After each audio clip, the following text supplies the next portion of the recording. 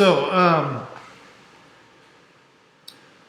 I think what we're going to do is we're going to create a new. So if you want to access these videos,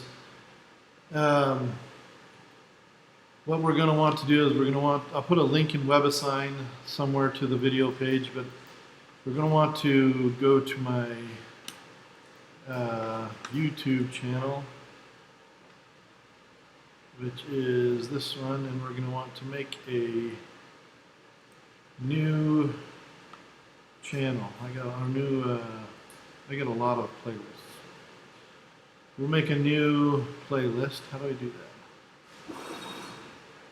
that? I have no idea.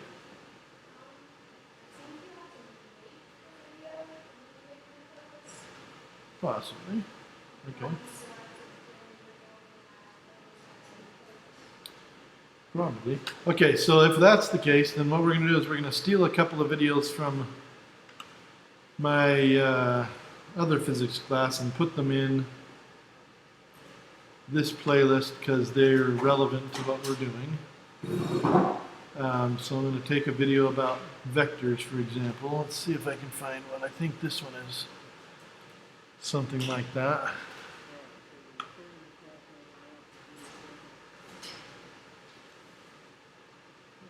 This is basic stuff.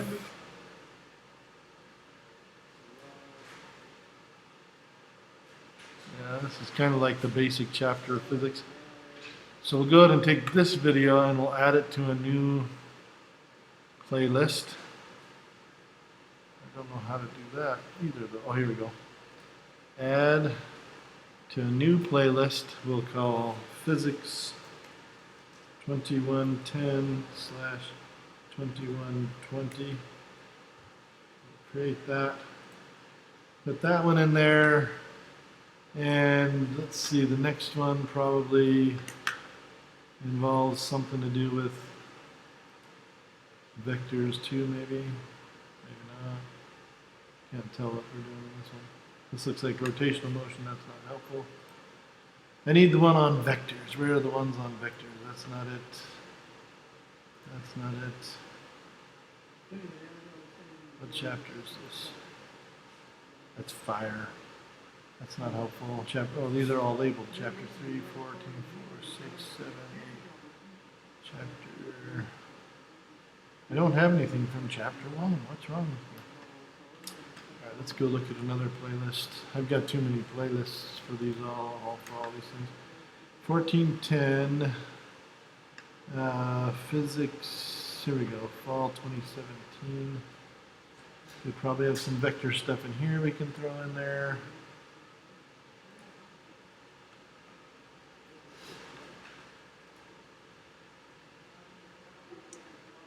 Maybe kinematic equations. Maybe not. I need something on vectors for our new students so they can watch something on vectors.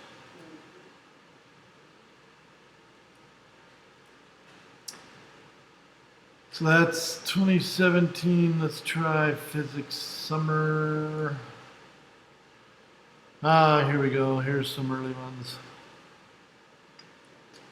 So this one has early stuff, including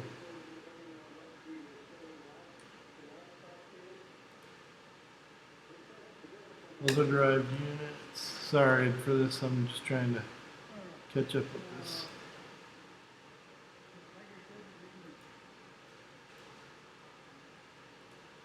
Nope, that's not vectors. We need vectors.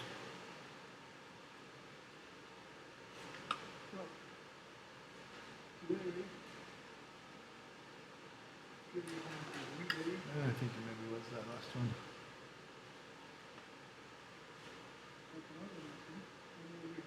Yeah, here we go. Talking about displacement a little bit, so maybe vectors right here.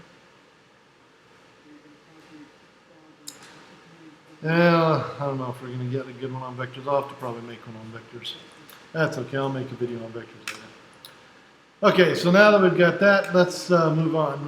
We've created a new channel, and all of our videos from here on out will go to that channel. My YouTube channel is called MPCC Engineer. So this is the name of my handle on YouTube, MPCC Engineer. So if you just type into YouTube MPCC Engineer, all one word, it should take you to my channel right there. And then you can look at videos on physics and engineering. You can even watch some of the classes that I'm taking at UNL.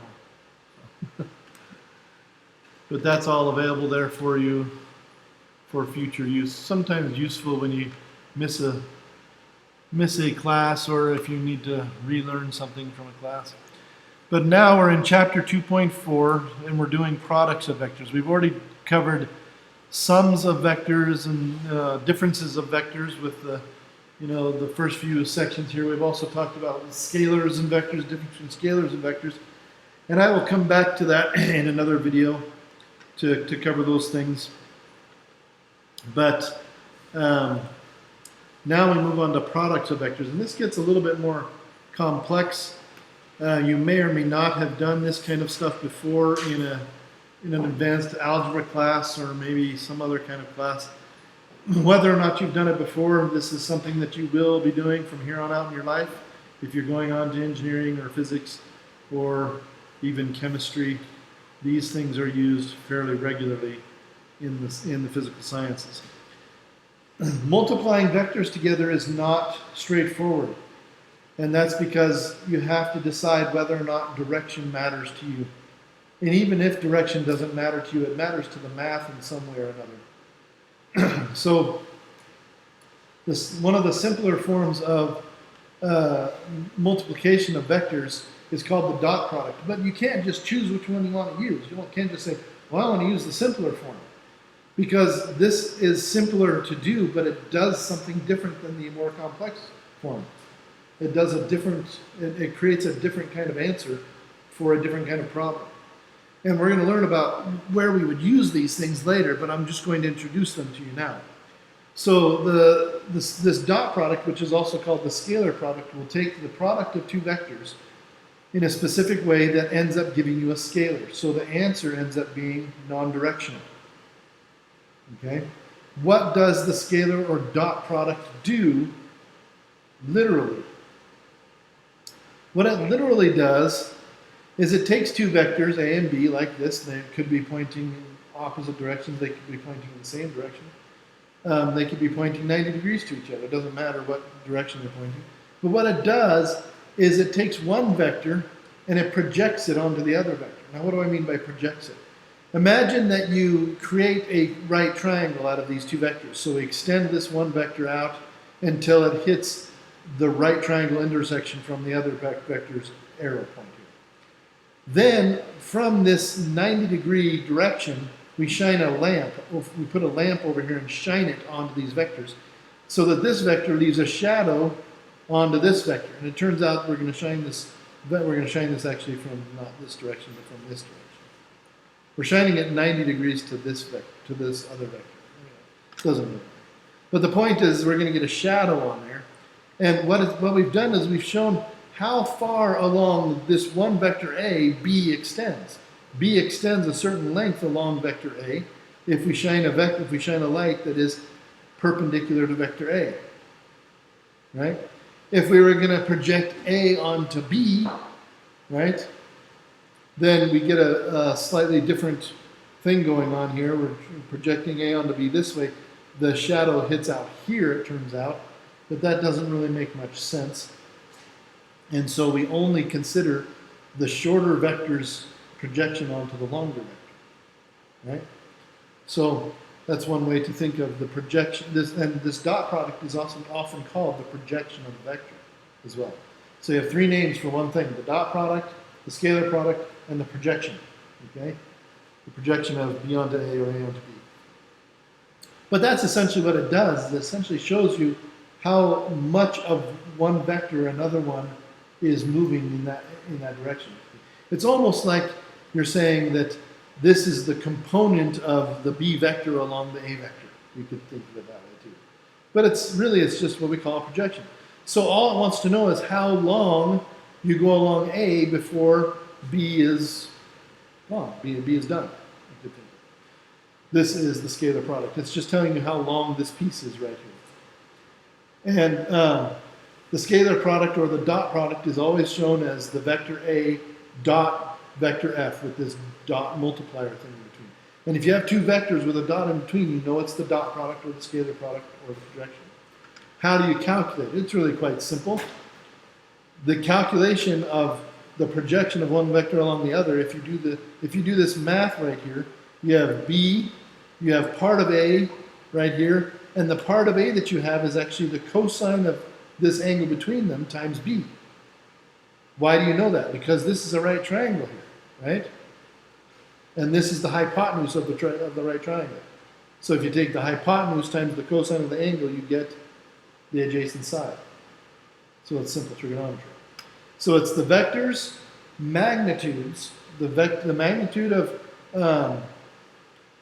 for this particular calculation, if what you're going to get is you're going to get the magnitude of vector A times the magnitude of vector B times the cosine of the angle between them will give you the projection in the end. Okay?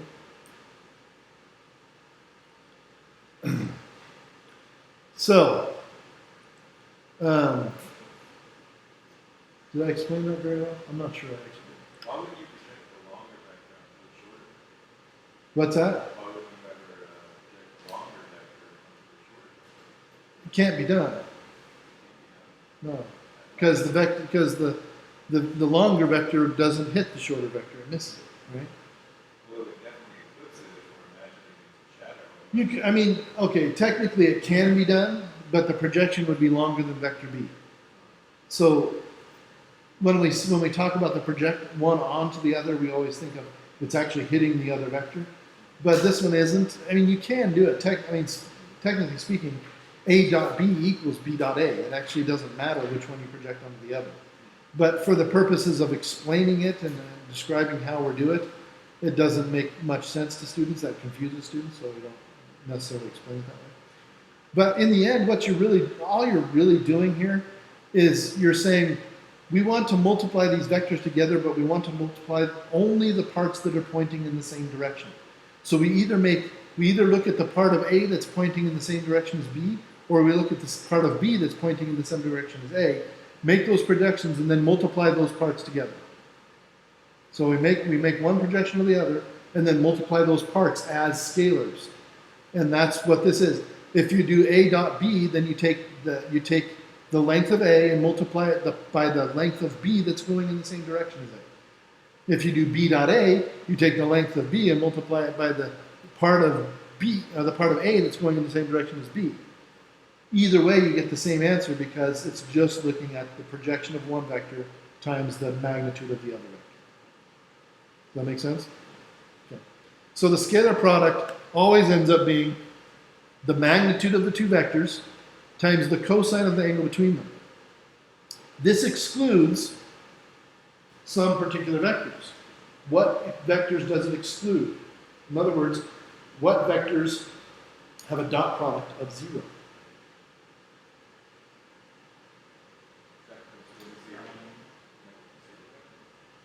Okay, if you have one of the vectors is 0 or both of them are 0, then yeah, sure. But what's that? What are you saying, Andrew? The angle. Yeah, the angle, cosine of what equals 0? The cosine of 90 is 0. So if you're a 90-degree angle between your vectors, it will always have a dot product or scalar product of 0. Because if they're 90 degrees, you can't project one onto the other, right?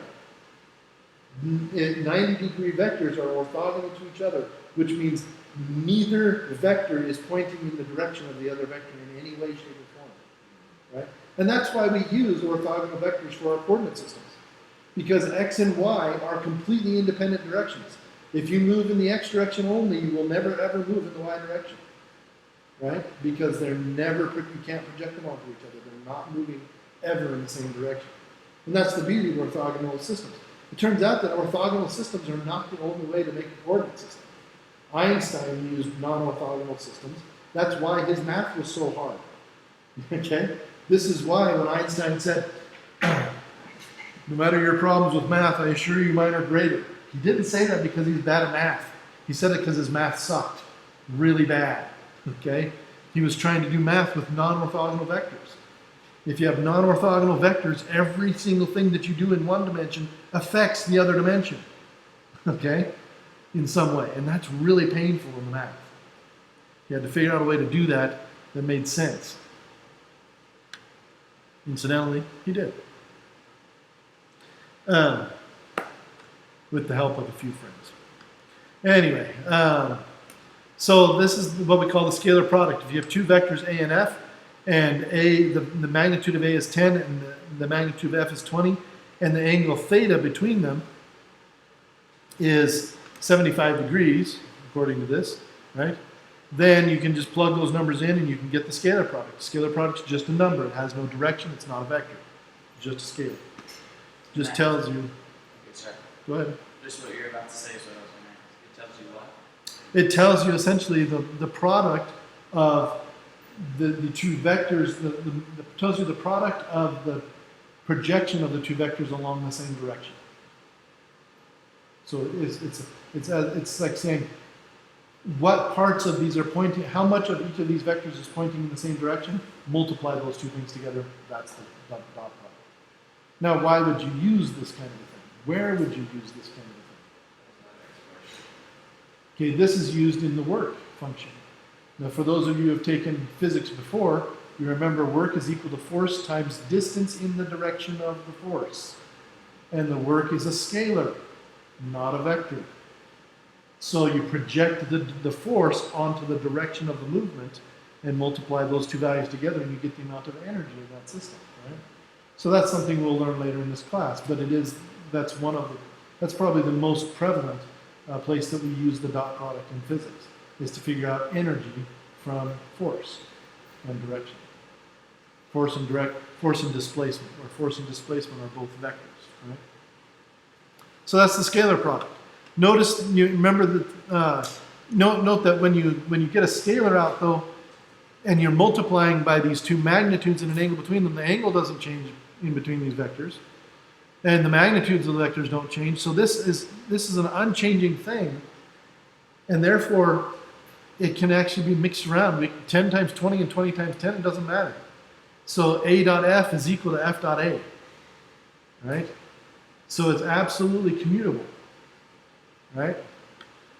That is not true of all vector multiplication. Okay? But it is true of the dot product. With our unit vectors, what are we going to get? Well, I dot j is always going to be 90 degrees, right? Because I is pointing in the x direction, j is pointing in the y direction. That's going to give us 0. I dot k is going to give us 0. K dot j is going to give us 0. But I dot I is going to give us what? What is I dot I going to give us? It's actually down here, right here. 1. Because the magnitude of I is 1, the magnitude of I is 1. They're pointing in the same direction, so the cosine of 0 is 1, right? So that gives us 1, right? Did you have a question? J dot j, of course, is 1. K dot k is 1. So if you project two vectors that are pointing in the same direction onto each other, it's just you just multiply their magnitudes together to get the answer. If you do the dot product between two vectors pointing in the same direction, it's just the product of their magnitudes. There's your commutative property. And the distributive property is also in effect here. A dot b plus c in parentheses is a dot b plus a dot c.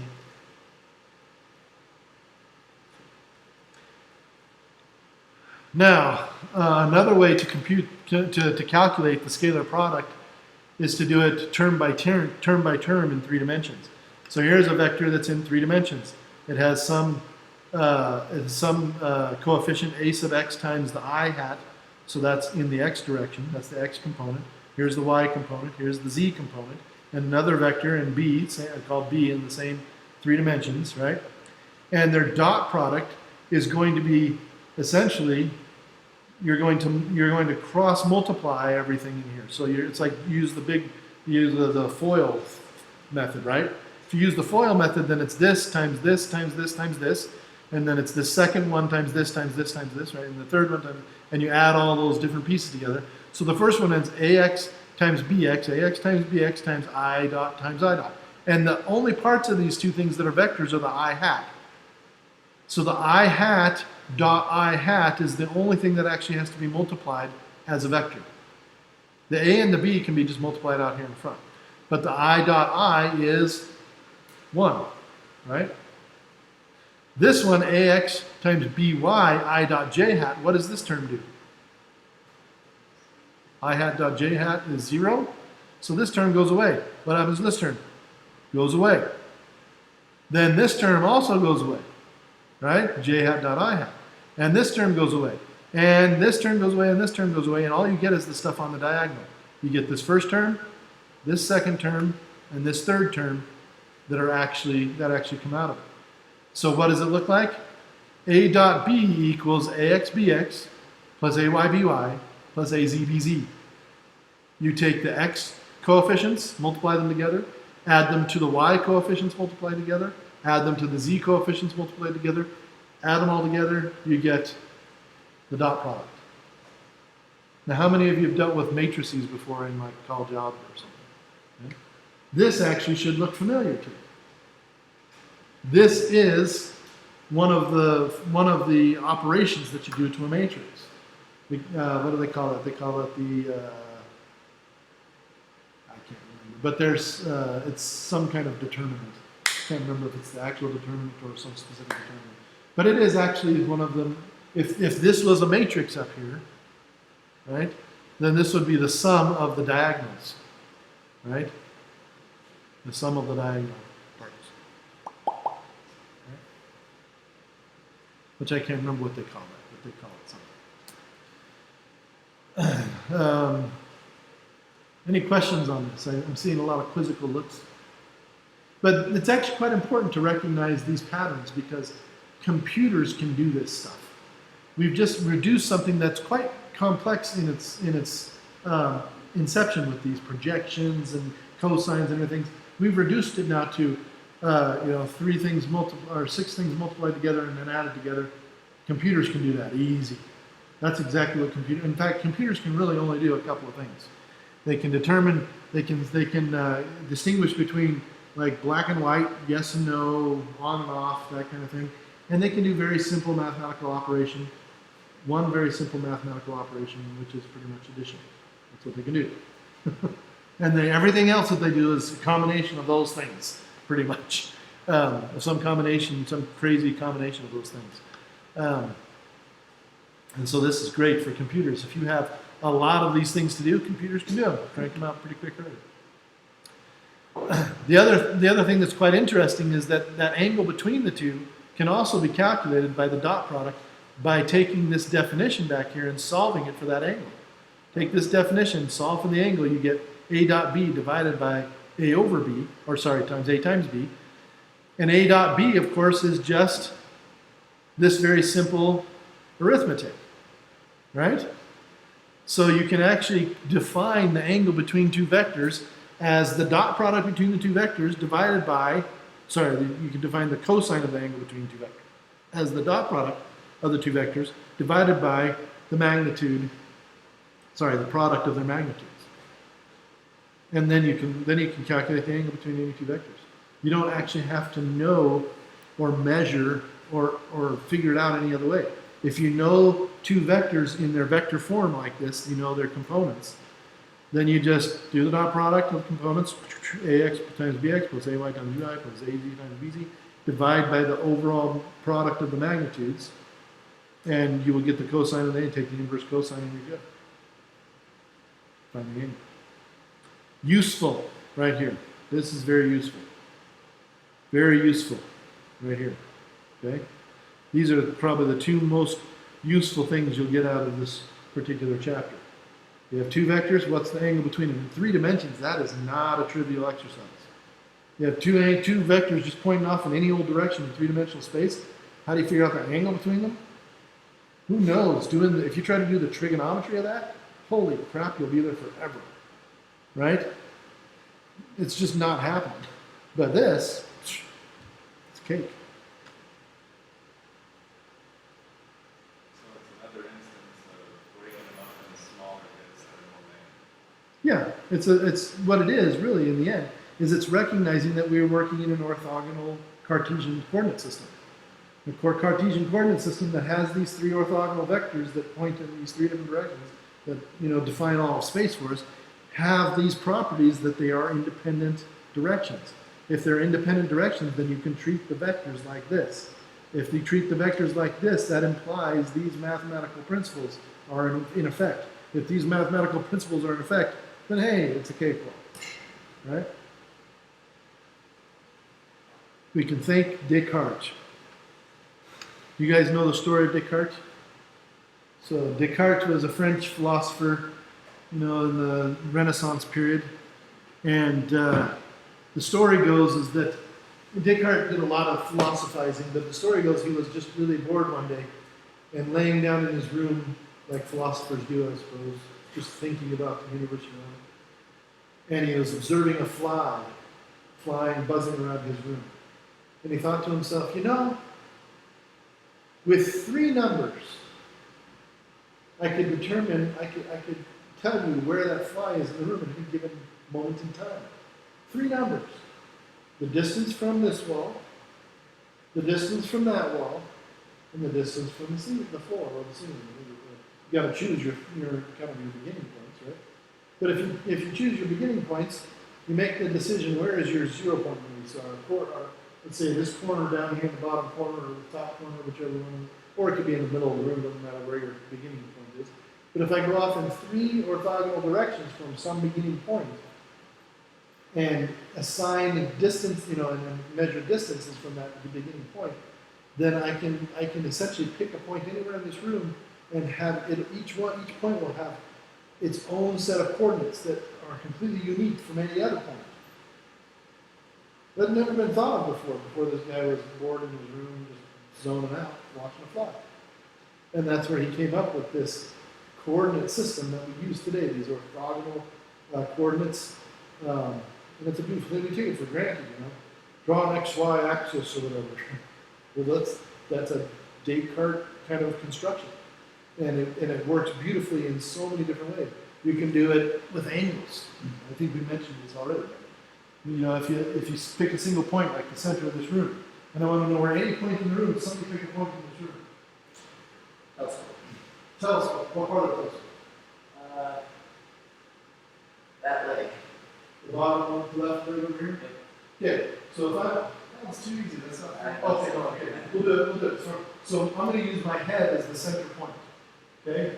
My head will be the center point. I'm measuring everything up on my shoulder. That'll be easier for my arm. So this is going to be my 0, 0 point. I'm going to do this with angles now. My 0, 0 point is right here, right? And I'm going to do it with angles. So I need three. We need three because we're in three-dimensional things, right? So what I'm going to do is I've got one angle that's going to be this way along this circle. And so I'm going to have to turn this one this way until I'm aligned it with that leg. So I'm pointing off in the general direction of the leg. I'm not pointing at that leg, but I'm not close to the left, right? So then now what I need now is I need to go down, so I have another angle this way. Well, my first angle was this way. My new angle is this way. Are those 90 degrees to each other? Absolutely. This way and this way are 90 degrees to each other. Right? So I go this way, and I go this way, down to there. There's my second angle. And then all I need is a distance. And I go a distance of 4 meters. 3 meters. Not 4 meters, 3 meters, 2.5.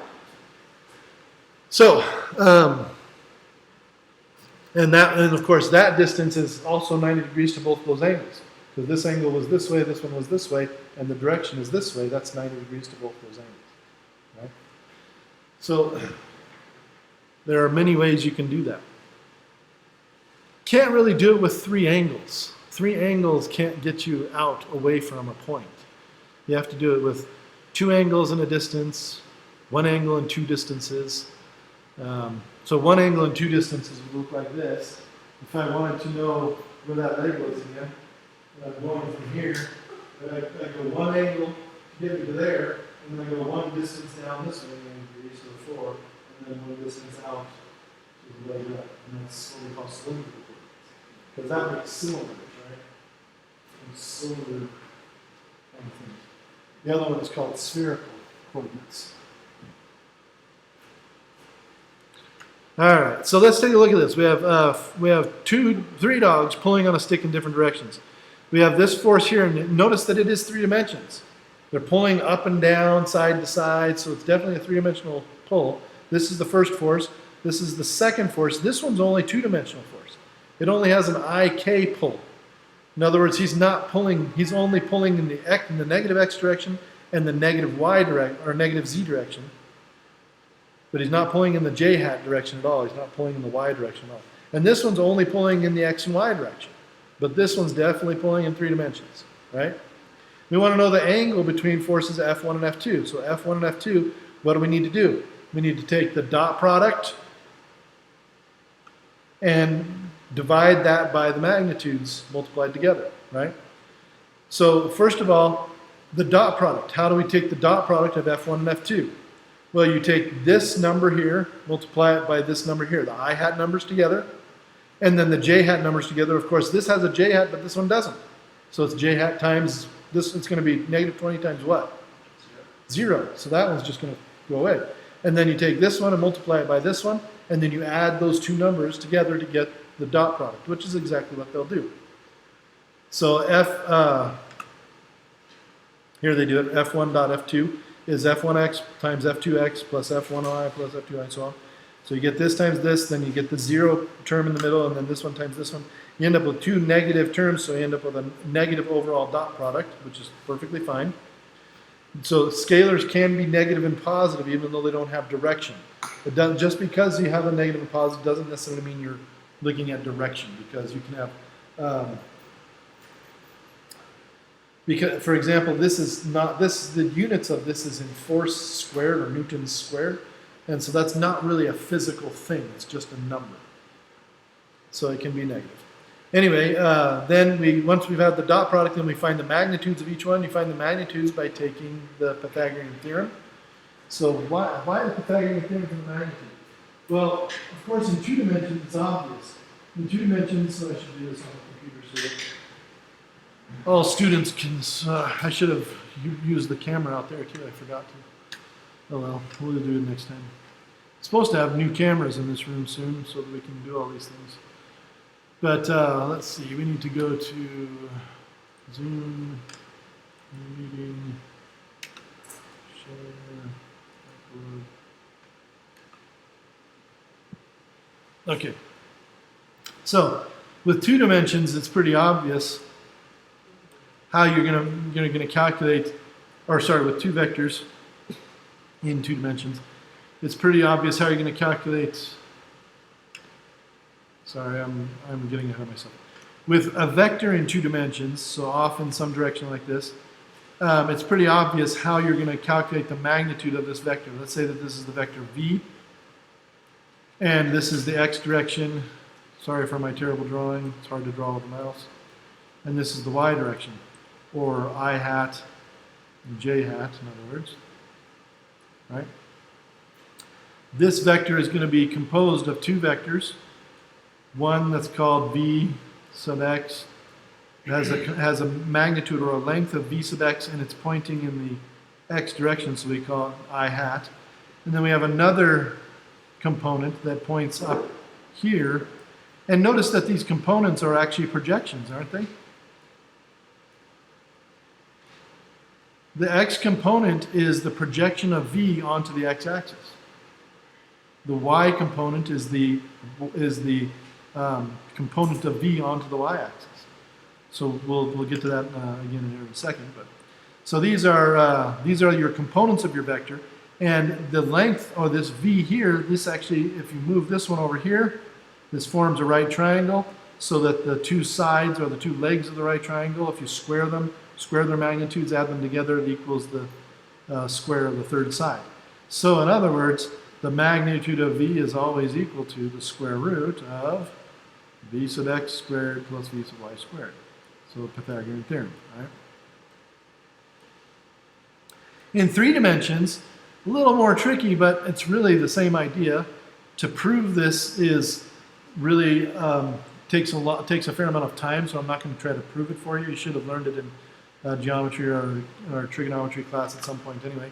But if you have this, if you have your x, let's say that this is my x direction, this is my y direction, and this is my z direction, and I have some vector that's pointing off up in this direction somewhere, it's coming out of the page towards us a little bit, let's say, then you have, essentially you have these components along these axes of this vector, this component, and this component along this along these axes, and they each form these right triangles, and you could create essentially three separate right triangles with these 3 components.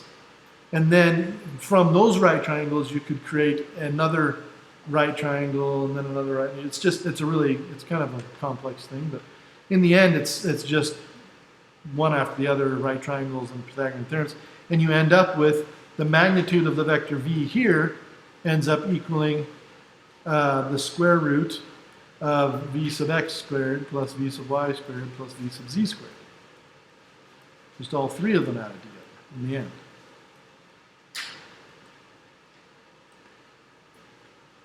So there's your Pythagorean theorem, and that's exactly what they do in this example. To take the magnitude of f1, they take the components, each of the components in x, y, and z, square them, add them together, take the square root. Same thing for the f2. Since there's only 2 components, they only need 2. And they get the magnitudes. Of course, magnitudes will always be positive because of the squares and the square root.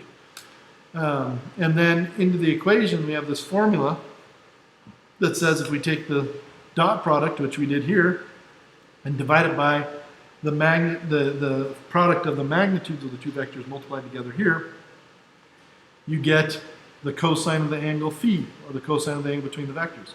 We get negative 0.439. When you take the inverse cosine of negative 0.439, you get 116 degrees, and that is the angle between those 2 vectors.